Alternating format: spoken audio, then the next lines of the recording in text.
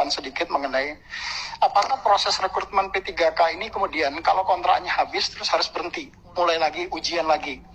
Tidak, Ibu. Jadi mereka automatically akan diperpanjang. Kecuali, jadi di P3K itu diberikan fleksibilitas, dia bisa memilih jabatan. Itu kelebihan antara P3K dengan PNS. Kalau PNS itu dia mulai dari nol dan dia setiap 3 tahun, 4 tahun baru bisa naik pangkat. Tapi untuk P3K dia tidak. Kalau dia diangkat muda misalnya, selagi dia masih di posisi jabatan guru muda misalnya, maka sampai kapanpun kontraknya akan tetap berlaku tanpa ada rekrutmen kembali. Tapi kalau 2 tahun setelah itu dia ingin melamar, ada pembukaan jabatan baru misalnya untuk guru madya, maka dia bisa mendaftar untuk guru madya tanpa dia kemudian harus mengikuti seperti skemanya pegawai negeri sipil. Jadi ada fleksibilitas yang diberikan kepada P3K di dalam proses pengangkatan.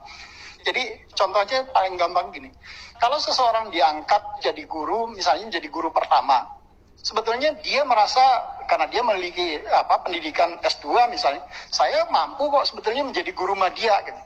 Padahal kalau untuk mencapai ke madya, dia harus dari pertama masuk ke muda dulu, terus baru ke madya. Nah, karena dia merasa mampu untuk bisa masuk ke madya, maka dia bisa ikut mendaftar untuk di madya tanpa harus mengikuti skema yang pertama dan muda tadi. Tapi begitu dia masuk ke madya, dia baru ikut seleksi kembali karena dia berada di level jenjang jabatan yang berbeda.